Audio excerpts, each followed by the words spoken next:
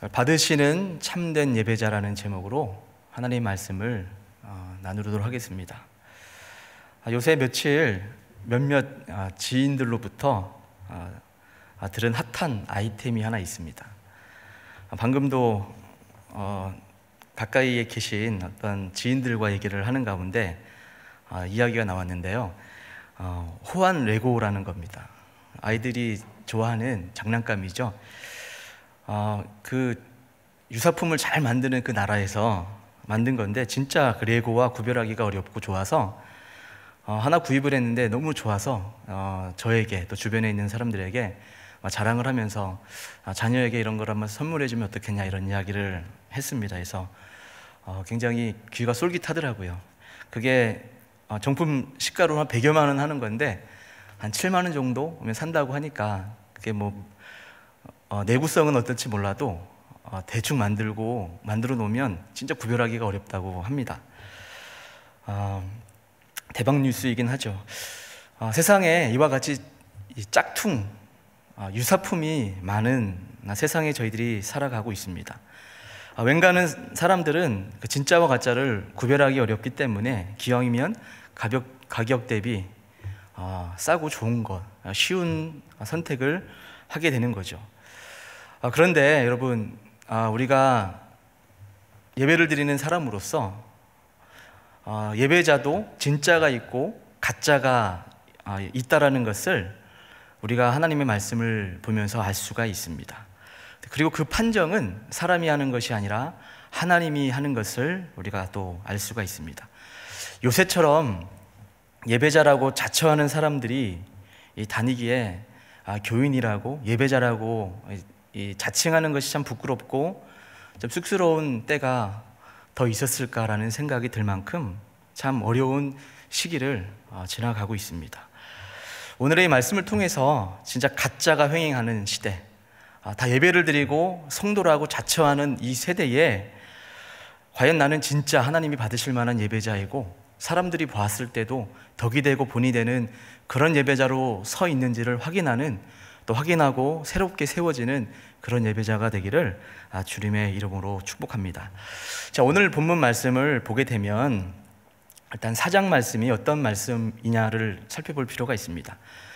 마침내 아담과 하와가 이제 선악과를 따먹는 원죄를 범함으로 인해서 에덴 동산에 쫓겨나게 됩니다. 그리고 에덴 동편에 이제 정착을 하게 됩니다.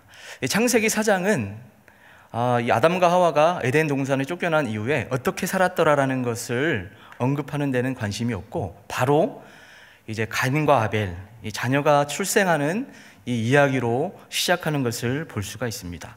왜 가인과 아벨 이야기로 바로 시작을 하게 될까요?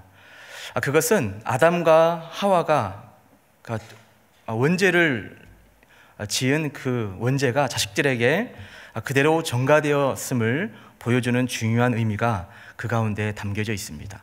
3장에서도 원죄를 범했을 때 아담과 하와의 특징이 있었죠. 책임을 전가하고 또 서로 갈등했던 것처럼 이 4장을 보게 되면 이 가인과 아벨이 갈등을 겪고 범죄하고 심지어 살인에 이르기까지 이 죄의 전가가 이어져 가는 것을 우리가 볼 수가 있습니다. 아담과 하와의 불순종으로 인해서 죄가 세상에 들어왔습니다. 모든 인간은 그 죄의 지배를 받게 된다는 것이 이 오늘 읽었던 이 4장 말씀의 주된 의미가 된다라고 볼 수가 있습니다. 자, 먼저 4장 1절 말씀을 읽어보면 이러합니다. 아담이 그의 아내 하와와 동침하매 하와가 임신하여 가인을 낳고 이르되 내가 여호와로 말미암아 등남하였다 하니라. 자, 하와는 아들을 낳고 가인이라 이름을 불렀습니다. 그리고 그 이유가 가인을 낳고 이르되 내가 여호와로 말미암아 등남하였다라는 겁니다. 가인의 의미는 우리가 이 본문은 너무나 잘 알고 또 우리 목사님께서 또 언젠가 또 설교를 해주셨던 또 적이 있었기 때문에 기억을 하실 거예요. 가인의 의미는 소유, 얻었다 이런 의미입니다. 그래서 이 하와의 입장에서 가인의 탄생은 너무나 기쁜 일이었습니다. 너무나 희망차고 뭔가 소망을 품을 만한 이런 분위기 가운데 자녀가 탄생을 했습니다. 근데 이거를 히브리어로 이제 좀 좀 언어에 맞게 좀 번역을 하면 이렇게 됩니다. 두 가지 종류로 크게 나눌 수가 있는데요. 첫 번째는 내가 여호와와 함께 사람을 낳았다. 둘째는 내가 사람 즉 여호와를 낳았다. 이렇게 해석을 할 수가 있습니다. 어떤 쪽으로 해석하든 간에 좀 충격적인 표현이긴 합니다. 이 표현은 좀 더 쉽게 우리에게 맞게 좀 이해를 한다면 이렇게 해석을 할 수가 있습니다. 그리고 그녀가 말하기를 내가 사람 즉 여호와를 낳았다라고 해석을 할 수가 있습니다. 하와는 가인을 낳고 이를 여호와를 낳았다라고 말하는 것은 좀 불경스럽지 않습니까? 그런데 이거를 이제 하와의 입장에서 생각해 보면 이게 어떤 의미인가? 자, 하와가 여호와를 낳았다라고 하는 그 의미는 사탄과 그의 후손을 멸망시키고 자신들에게 다시 한번 생명을 회복시킬 수 있는 자는 하나님밖에 없다라고 생각을 했습니다. 그 근거가 되는 것은 바로 앞장되면 이제 창세기 3장 15절에 원시복음 얘기하잖아요. 여자의 후손과 뱀의 후손이 결국 이제 다투게 되고 싸우게 되는데 그것을 이미 기억하고 있었던 이 하와가 이제 이 여인의 후손으로 가인을 낳게 된 거죠. 그래서 이 아들이 우리의 구원자가 될 거야 라는 이런 믿음을 가지고 그런 생각을 가지고 이름을 지었다라는 거죠. 그런데 이렇게 기대를 가지고 태어난 인류의 장자입니다. 인류의 장손이죠. 장손. 인류의 장손되는 이 가인이 이 부모님의 기대를 철저히 짓밟아 버리죠. 점점 이 가인이 성장을 하면서 악한 자다운 모습이 점차 드러나게 됩니다. 그것을 뒷받침해 줄 수 있는 이 성경적 또 언어의 의미가 바로 아벨의 이름에서 찾아볼 수가 있습니다. 아벨의 이름은 둘째 아들의 이름은 아벨이라고 지었는데 아벨의 뜻은 덧없음, 무 이런 의미입니다. 그러니까 허무하다 이런 개념인 겁니다. 왜 아벨에게 이런 이름을 지어주었을까요? 보통은 이름을 지어주면 다 의미를 좋게 해서 기대감을 가지고 이름을 짓기 마련 아니겠습니까? 근데 이것을 이제 학자들의 의견들을 보니까 한 세 가지 정도로 해석들을 하더라고요. 하나는 일단은 그 아벨이 이제 형에게 돌에 맞아 죽잖아요. 그 짧은 인생의 그 불쌍함을 보고 허무하다, 헛되다 이런 의미로 이름을 지었던 건 아닐까. 또 한 가지는 혹시 이제 아벨이 그렇게 죽게 될 것을 예언하듯이 이름을 지었지 않았을까라는 해석이 있는데 이 의견이 가장 목사님께서도 이렇게 해석을 하시고 설교해 주셨는데요. 이 가인에 대한 기대, 사람에 대한 기대가 덧없음을 나타내는 그런 의미에서 아벨을 헛되다, 허무하다라고 이름을 지었습니다. 자, 그런 의미에서 가인에 대한 기대가 왜 허물어졌을까? 가인의 행동은 어땠길래 그런 이름을 아벨의 의미에서 찾아볼 수가 있었을까? 2절부터 5절까지를 좀 더 읽고 말씀을 좀 이어가도록 하겠습니다. 2절부터 5절까지 제가 읽어드리도록 하겠습니다. 그가 또 가인의 아우 아벨을 낳았는데 아벨은 양치는 자였고 가인은 농사하는 자였더라. 세월이 지난 후에 가인은 땅의 수산으로 제물을 삼아 여호와께 드렸고 아벨은 자기도 양의 첫 새끼와 그 기름으로 드렸더니 여호와께서 아벨과 그의 제물은 받으셨으나 가인과 그의 제물은 받지 아니하신지라 가인이 몹시 분하여 안색이 변하니 이렇게 말씀을 하고 있습니다. 보니까 일단 먼저 3절을 좀 확인해 볼 필요가 있네요. 3절을 보면 이제 가인과 아벨이 제사 드린 날을 개역 개정을 보게 되면 세월이 지난 후에라고 기록되어 있습니다. 이 표현의 의미는 무엇일까 보면 이제 가인과 아벨이 충분히 성장했다라는 의미로 이해할 수 있을 것인가, 아니면 가인은 씨를 뿌려서 수확했다는 그 시기를 말하는 것일까, 또 같은 의미에서 아벨은 목축을 시작한 지 첫 새끼를 낳기 시작한 시기라고 말을 할 수가 있을까. 이런 의미에서 세월이 지난 후에라는 것은 이제 주로 정해진 시간, 이제 하나님께서 이제 목적했던 그 정해진 시간이 이제 다다랐다라는 의미에서 그 의미를 가진다라고 볼 수가 있습니다. 즉 이제 하나님께서 보시기에 가인과 아벨이 무언가 예배, 제사, 하나님을 향한 반응을 보일 만한 때가 되었다라는 것을 볼 수가 있는 거죠. 그래서 가인은 이제 농사하는 자답게 땅의 소산을 가지고 제물로 예배를 했습니다. 또 아벨은 키우던 짐승으로 예배를 드렸습니다. 가인이 먼저 하나님께 예배를 드렸고 이어서 아벨이 제사를 드렸는데 4절을 보니까 아벨의 제사를 강조하고 있는 것을 볼 수가 있죠. 하나님은 가인의 제사는 연락하지 않고 아벨의 제사만 연락했다라고 볼 수가 있습니다. 아벨의 제물은 양의 첫 새끼와 또 양의 기름이었죠. 이것은 제사 규정에서 어떤 사람들은 좀 과격하게 피제사가 아니어서 가인의 제사는 받아들여지지 않고 아벨의 제사는 받아들여졌다라는 식의 해석들, 제가 어렸을 적에 이런 식의 설교를 참 많이 들었던 것 같아요.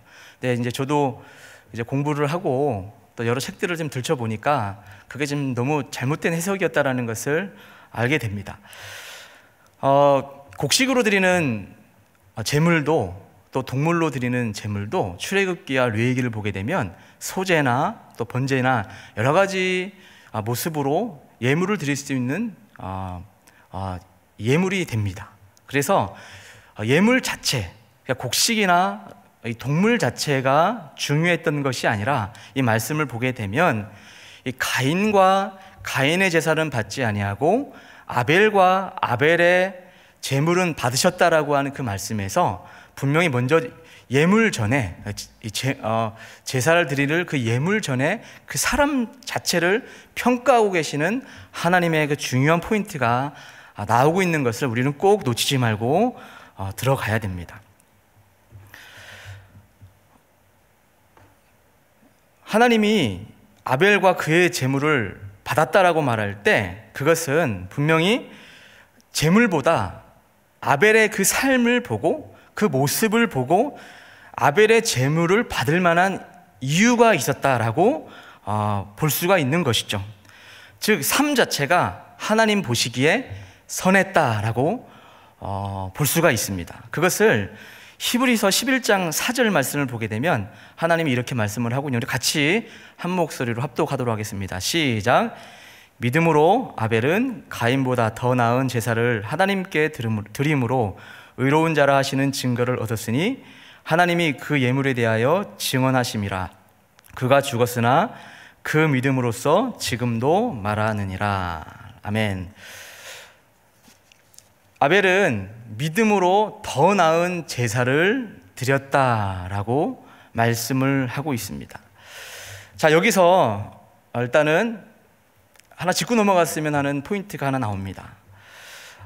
오늘 이 본문의 이 담담한 진술 가운데 우리는 매우 중요한 진리 하나를 발견하게 됩니다. 그것이 뭐냐면 인간이 드리는 예배 가운데 하나님께서 받으시는 예배도 있고 받지 않으시는 예배가 있다라는 것을 우리가 확인할 수 있다라는 겁니다. 두 사람 모두 똑같은 예배 행위를 가지고 있습니다.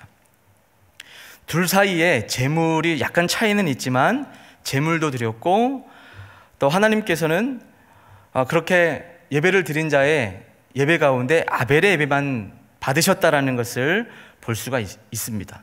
자, 이것은 아까 제가 서두에 서론의 말씀을 드렸던 바와 같이 우리에게 매우 실제적으로 다가오는 부분입니다. 우리 모두는 주일날마다 예배를 드리고 있고 또 지금도 온라인으로 오프라인으로 예배를 드리고 있습니다. 평생을 예수 믿고 예배를 드리며 우리가 살아가고 있는데 과연 내가 지금 드리고 있는 이 예배, 더 멀리도 말고 지금 현재 내가 드리고 있는 예배를 하나님이 과연 받고 계실까? 어쩌면 받지 않고는 계시는 건 아닌가? 라는 진지한 고민을 할 필요가 있다는 겁니다. 최근에 지금 한간에 문제가 되고 있는 암흑의 그 목사님을 보아도 예배자이고 또 많은 성도들을 이끌어가는 분이시지만 과연 저런 모습들, 저런 삶이 정말 하나님이 보시기에 아름다운 제물의 삶을 살고 계신 걸까라는 생각을 개인적으로는 하게 됩니다. 그런 모습을 보면서 혹시 나는 나 스스로의 예배의 행위는 있는데 하나님이 보셨을 때 어떻게 판단을 하고 계실까라는 진지한 질문을 스스로에게 하게 됩니다. 우리 편에서는 예배 행위가 있었다라는 것이 굉장히 중요합니다. 그런데 과연 하나님이 이 예배를 받으셨는가가 사실은 더 중요한 것이죠. 하나님이 받으시는 예배가 아니라면 우리는 이 예배를 왜 드리는 겁니까? 하나님은 우리에게 이 질문을 하고 있다라고 저는 생각을 합니다. 우리는 예배를 사실 너무나 많은 경우 자기 만족적으로 예배를 드리기가 쉽습니다.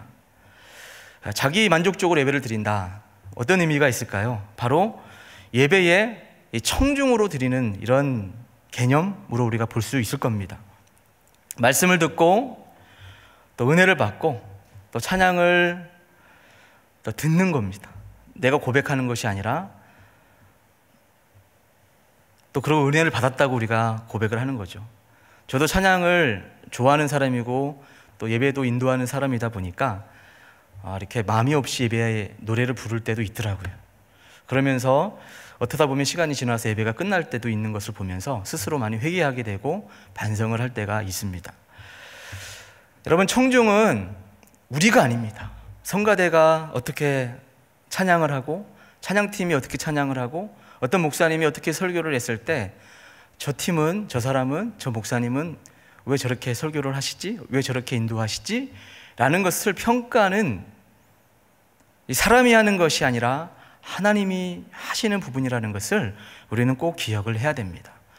그런 맥락에서 나의 현재 예배 태도, 자세, 나의 모습은 어떠한가? 그거를 지금 이 시국에 다시 한번 우리가 고민하고 하나님이 받으실 만한 예배자가 되기를 주님의 이름으로 축복합니다. 자, 그렇다면 좀 더 구체적으로 하나님께서 가인의 재물을 연락하지 않았다라는 그 부분에 대해서 좀 더 깊이 한번 들여다봤으면 좋겠습니다. 자, 아벨의 경우는 아벨의 경우처럼 이 가인이 먼저 언급되고 그의 재물이 따라오죠. 그런데 이것은 하나님께서 가인의 재물을 받지 않은 이유는 재물보다는 그 자신과 관련이 있다라는 겁니다. 특별히 그것을 7절은 이를 아주 분명하게 만들어주고 있습니다. 자, 하나님께서 가인과 그의 재물을 거부하자 가인은 분노하면서 우리 개역개정에서는 안색이 변했다라고 표현을 했지만 이게 좀 더 언어에 맞게 해석을 하면 가인은 분노하며 고개를 숙였다라고 해석을 할 수가 있습니다. 자, 고개를 숙였다라고 하는 그 말은 고대 근동의 전통에서 깊은 슬픔이나 심리적 큰 충격을 받았을 때 고개를 숙인다라는 개념으로 보곤 했습니다. 자, 그것은 이제 가인이 예배를 드렸단 말이에요.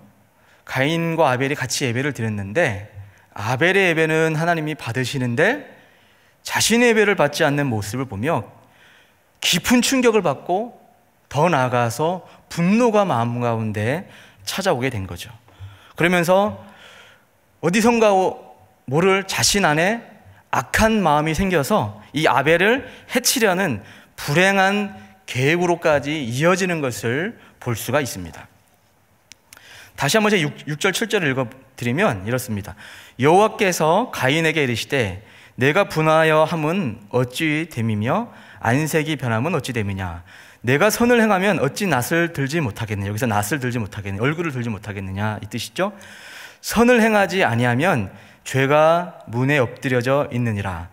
죄가 너를 원하나 너는 죄를 다스릴지니라. 이렇게 말씀을 하고 있습니다. 자, 분노와 실망감 때문에 얼굴을 숙이고 있는 가인에게 이제 하나님께서 말씀을 하시는 거죠. 하나님은 그와 그의 재물을 연락되게 할 방법을 알려주셨어요. 그러니까 재물이 문제가 아니라 네 마음이 문제다.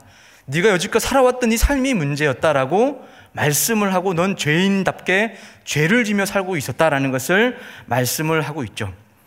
하나님은 분노해서 얼굴을 떨구고 있는 가인에게 내가 선을 행했다면 얼굴을 둘 수 있지 않겠느냐라고 말씀을 하고 있는 거예요. 하나님이 가인과 재물을 연락하지 않은 이유는 그가 선을 행하지 않았다라는 말이에요. 여기에서 다시 한번 우리가 주목해 봐야 될 것은 뭐냐면 앞장에 창세기 3장을 보게 되면 선악과 사건 나오잖아요. 선과 악을 가지고 하나님이 이렇게 판단을 하시고 정죄하셨듯이 이 4장에서도 보니까 선과 악을 가지고 또 선과 악을 대신하여 삶과 제사를 가지고 선과 악에 대한 문제를 다시 언급하고 있는 것을 볼 수가 있습니다. 하나님은 가인에게 선과 악에서 악을 향한 그의 이 경황성, 앞으로 나가고자 하는 이 가인의 이런 습성을 보시며 경고하고 있을 뿐만 아니라 그의 삶이 선하지 못했다, 그리고 악했다, 그래서 내가 너의 예배를 받을 수 없다라고 하나님은 말씀하고 계시는 거죠. 그래서 이것을 요한일서 3장 12절 보게 되면 분명하게 밝히고 있습니다. 요한일서 3장 12절 같이 읽겠습니다. 시작. 가인같이 하지 말라. 그는 악한 자에게 속하여 그 아우를 죽였으니 어떤 이유로 죽였느냐? 자기의 행위는 악하고 그의 아우의 행위는 의로움이라. 자, 가인이 아벨을 죽인 이유는 그 행동들이 악하고 그의 동생의 행동들은 의로웠기 때문이라고 요한일서는 말씀을 하고 있습니다. 가인의 행동은 이 단수가 아닌 복수로 말씀을 하고 있어요. 가인이 지금 동생을 돌로 쳐 죽인 이 사건만을 말하는 게 아니라 이전에도 있었던 그런 악한 행동들을 이 복수적으로 말씀을 하고 있다는 데 주목을 해야 된다는 겁니다. 자, 요한일서는 가인의 그 행동을 아벨을 죽인 그 행동 하나를 말씀하는 것이 아니라 가인의 모든 행동들을 염두에 두고 말씀을 하고 있었다는 것에 여러분 정말 꼭 주목할 수 있기를 바랍니다. 하나님은 가인에게 선을 행하지 않으면이라고 말씀을 했는데 가인은 누구에게 선을 행하지 않았는가?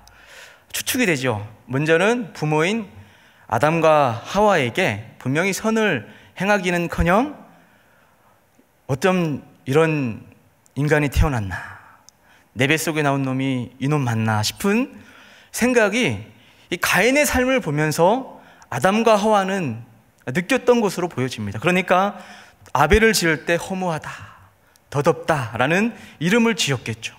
근데 가인의 모습 가운데 부모님 아담과 하와에 대해서 선을 행하지 못했던 모습이 있고, 더 나아가 이제 아벨에게 돌로 쳐 죽이는 그런 악한 행동을 하게 되는 모습을 볼 수가 있습니다.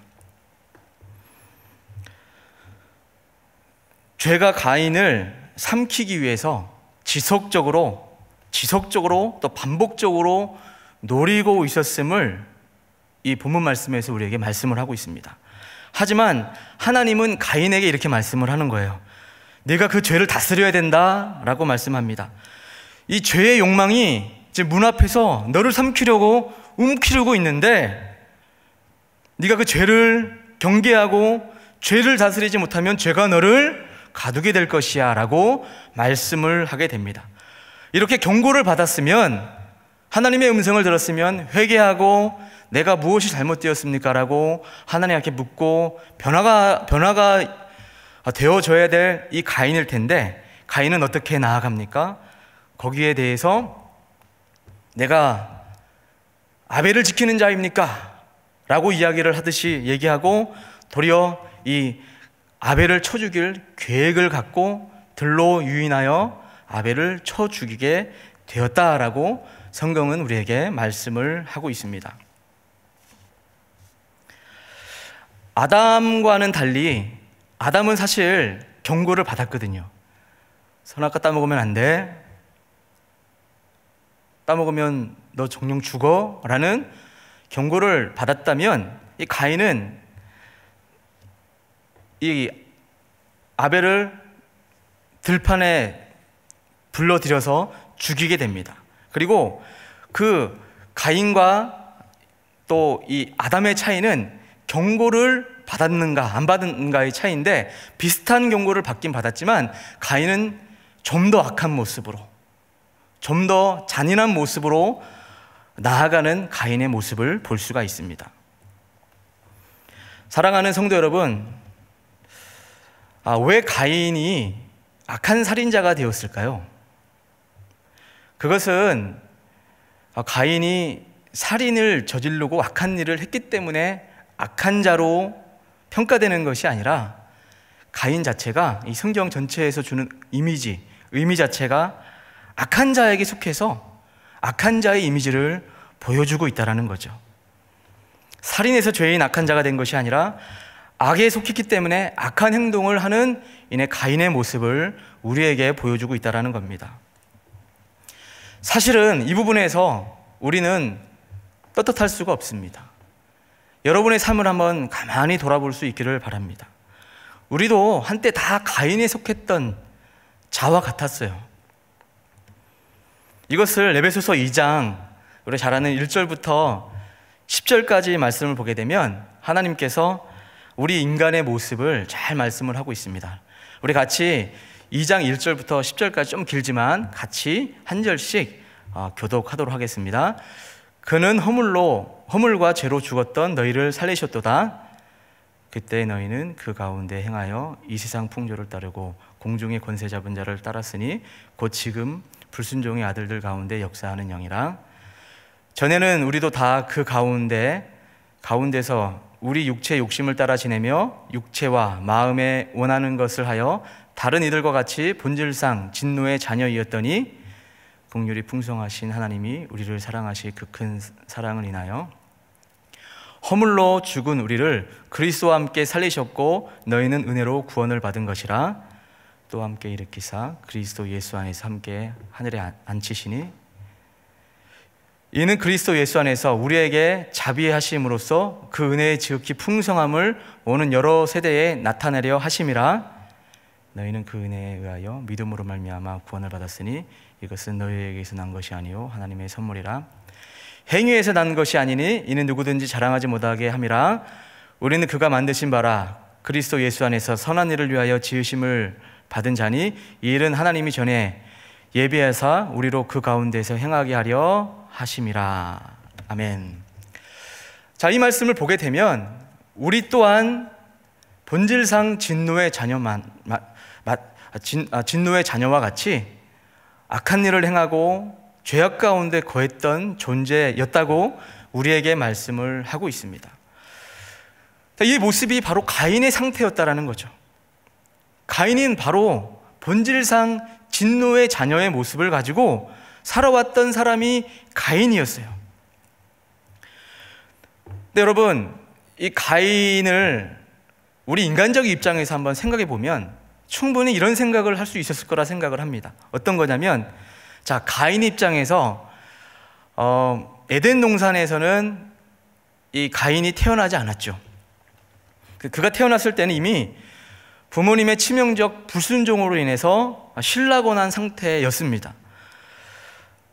들어보니까 언제나 손만 뻗으면 먹을 것이 있고 살아가기 너무나 행복했던 이 에덴 동산과는 달리 이 세상이라는 곳은 가시나무와 엉겅퀴가 있는 척박한 곳이었습니다.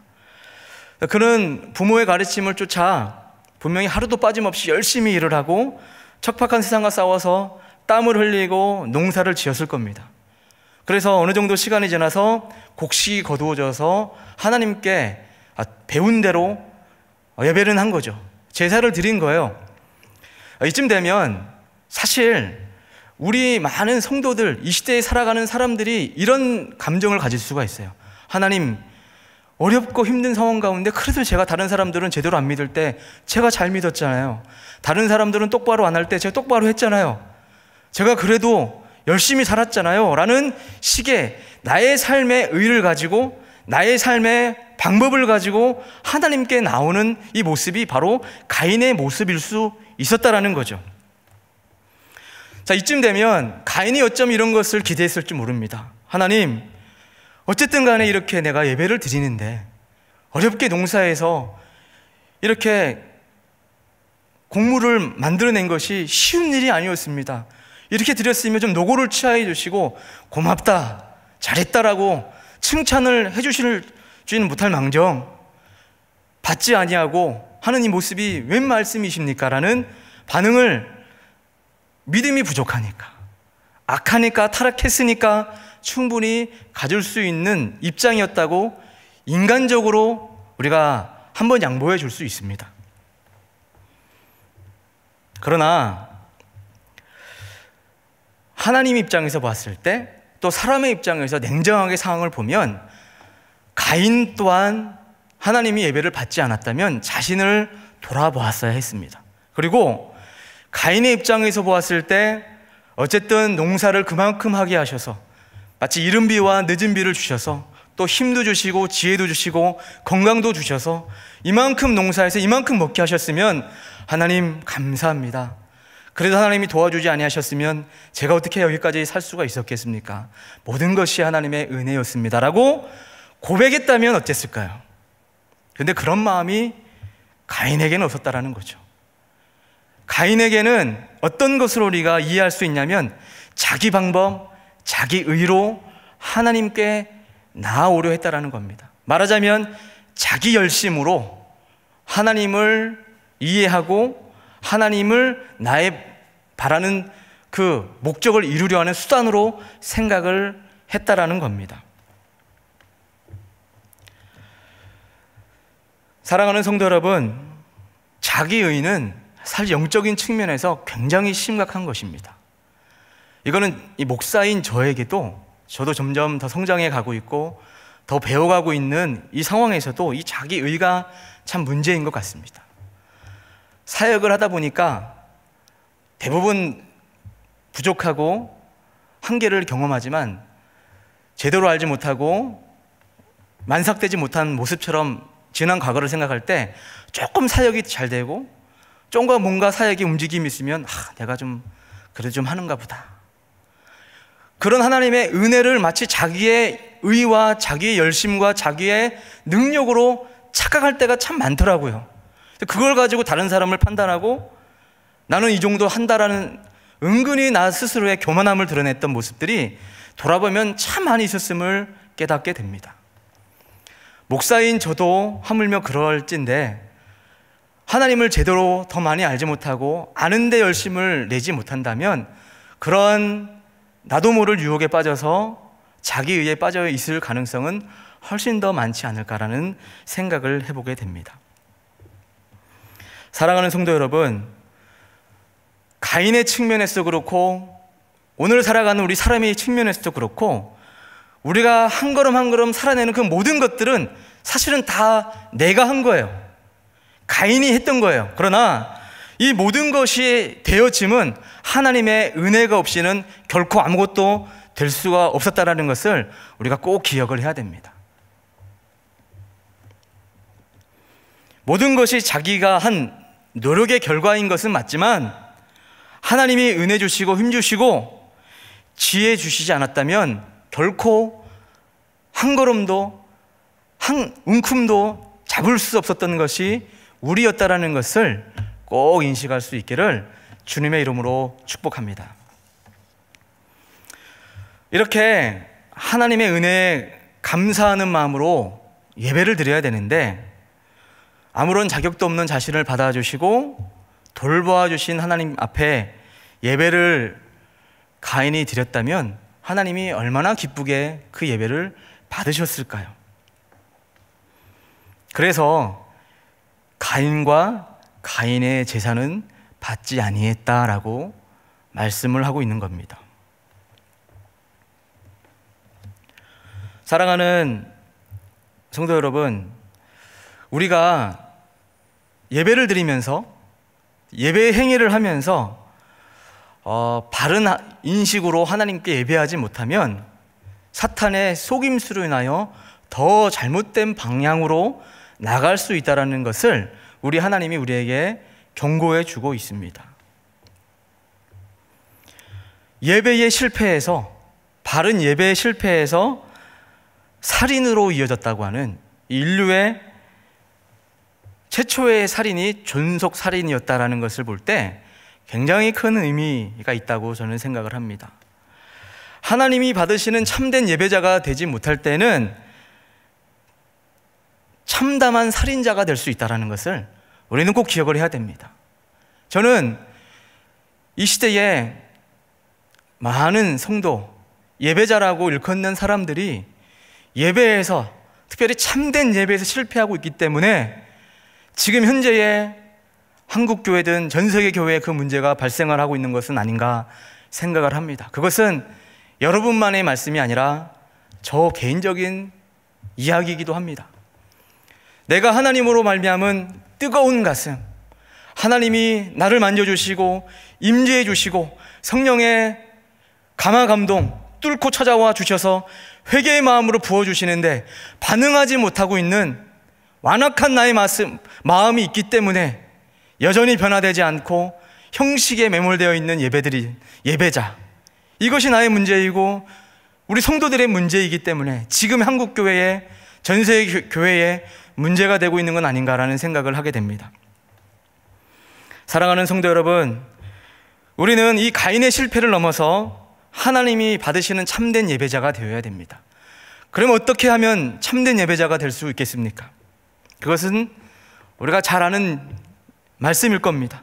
하나님을 바로 알아야 됩니다. 우리가 하나님께 드리는 예배 행위는 소중한 것입니다. 그러나 우리가 참된 예배자가 되려면 그 예배 행위가 아무것도 아닌 것이 될 수 있다는 것을 알아야 됩니다. 우리가 하나님 앞에 참된 예배자가 되려면 하나님을 바로 알아야 됩니다. 우리가 잘 아는 말씀 있죠? 호세아 6장 6절을 보면 이렇게 말씀을 합니다. 나는 인애를 원하고 제사를 원하지 아니하며 번제보다 하나님 아는 것을 원하노라. 하나님은 우리가 하나님을 바로 알기를 원하십니다. 우리가 왜 하나님을 바로 알아야 됩니까? 하나님께서 그 예배를 받으시는 분이시기 때문에 그렇습니다. 우리 중심의 예배에서 하나님 중심의 예배로 옮겨가는 것이 바른 신앙생활입니다. 여러분, 사람 입장에서 봤을 때는 그 제물이 중요해요. 그 예배 행위가 중요하다고 착각을 하는 거죠. 그런데 우리가 하나님을 바르게 알고 하나님의 뜻을 알게 되고 하나님이 나를 향한 계획을 알게 되면 내 예배의 중심이 하나님 중심으로 바뀌어갈 수밖에 없습니다. 우리 중심에서 하나님 중심, 그 변화된 삶으로 이어가는 것, 그것이 바로 하나님이 받으시는 예배자요, 하나님의 성품과 하나님의 마음을 아는 사람입니다.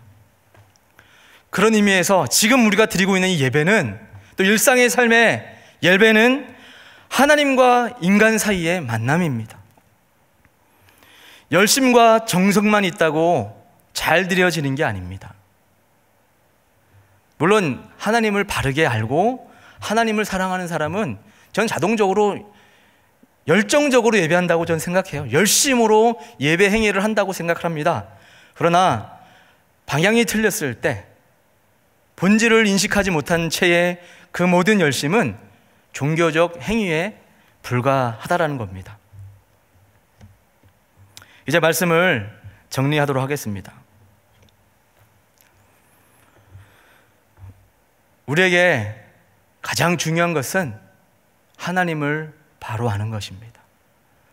저와 이 자리에 함께하고 있는 우리 주님의 종들, 또 온라인으로 예배하고 있는 우리 많은 성도님들, 정말 하나님을 바르게 아는 예배자 되기를 원합니다.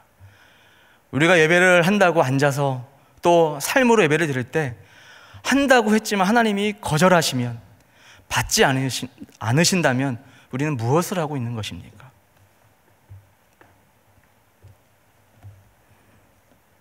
지금 이 순간에도 성령 하나님은 우리의 마음 가운데 회개의 영혼을 부어주시며 말씀으로 뚫고 들어가셔서 우리의 마음을 회개케 하고 있을 줄 믿습니다. 잘못된 부분을 바르게 해주시고요,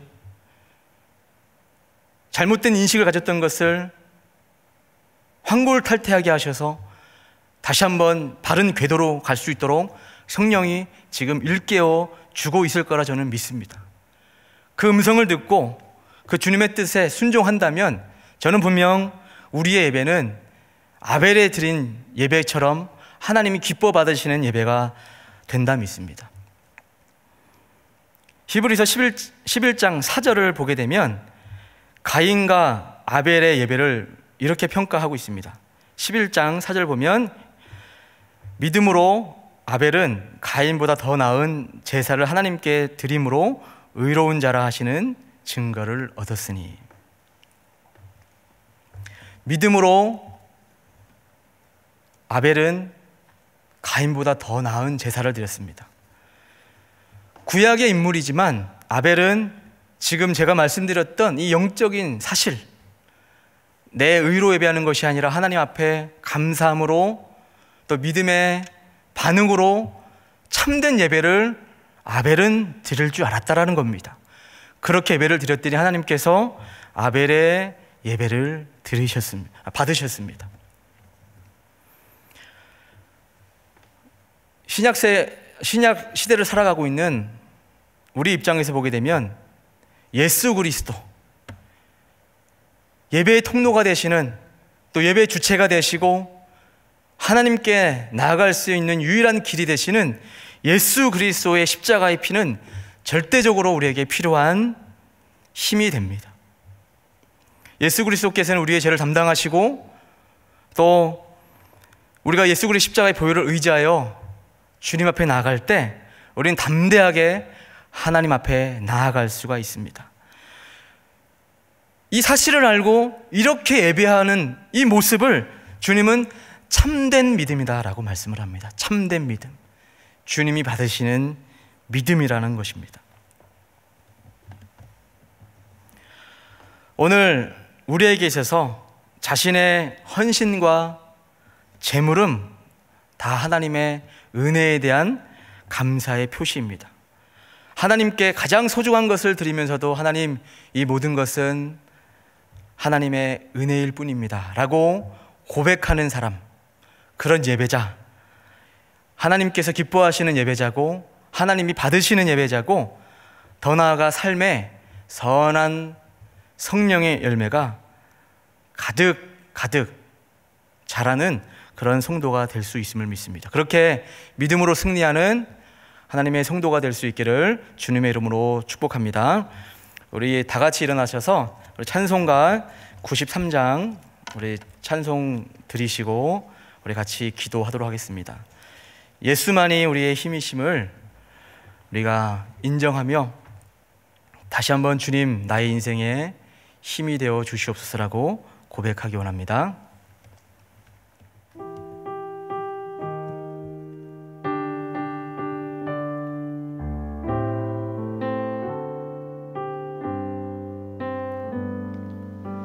예수는 나의 힘이요 내 생명 되시니,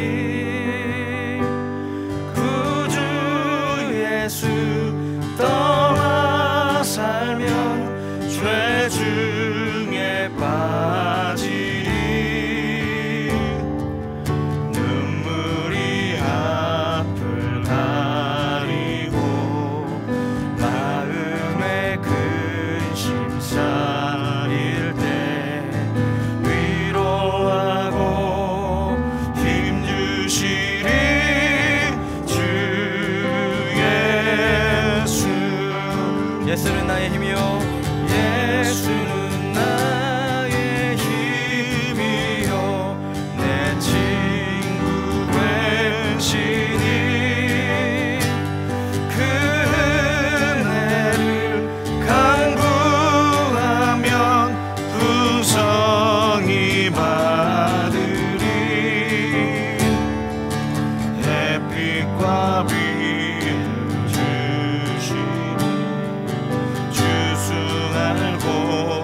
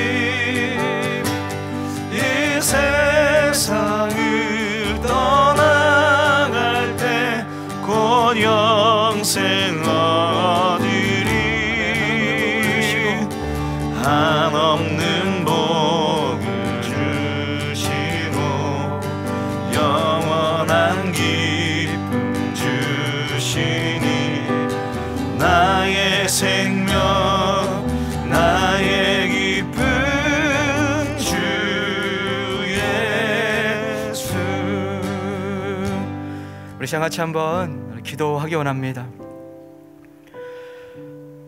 우리가 예배를 드리는 늘 예배자이지만 오늘의 말씀 앞에 우리가 다시 숙연해질 수밖에 없는 모습임을 우리가 하나님께 고백했으면 좋겠습니다. 하나님 불쌍히 여겨주시고, 하나님 우리가 어떤 행위를 한다 할지라도 사람의 평가가 중요한 것이 아니라, 나의 만족이 중요한 것이 아니라, 하나님이 나를 말씀에 입각하여 달아볼 때 혹시 받지 못할 모습으로 예배하고 있다면 회개하는 하나님의 사람이 되게 하시고, 이 시대에 하나님이 찾으시는 예배자 되어서 어두워져 가고 있는 세상 가운데 다시 한번 주님의 자랑이 될 만한 믿음의 사람으로 거듭 태어나는 귀한 성도가 되게 하여 주시고, 주님이 기뻐 받으실 만한 예배자, 하나님의 사람이 될 수 있게 달라고 기도하시고, 여러분이 구하고자 하는 그 기도 제목을 놓고 기도하시다가 자유롭게 일어나도록 하겠습니다. 같이 우리 주여 한번 부르고 기도하겠습니다. 주여. 하나님, 이 시간 기도합니다. 하나님 은혜 가운데 우리가 이렇게 하나님의 자녀가 되어서 아버지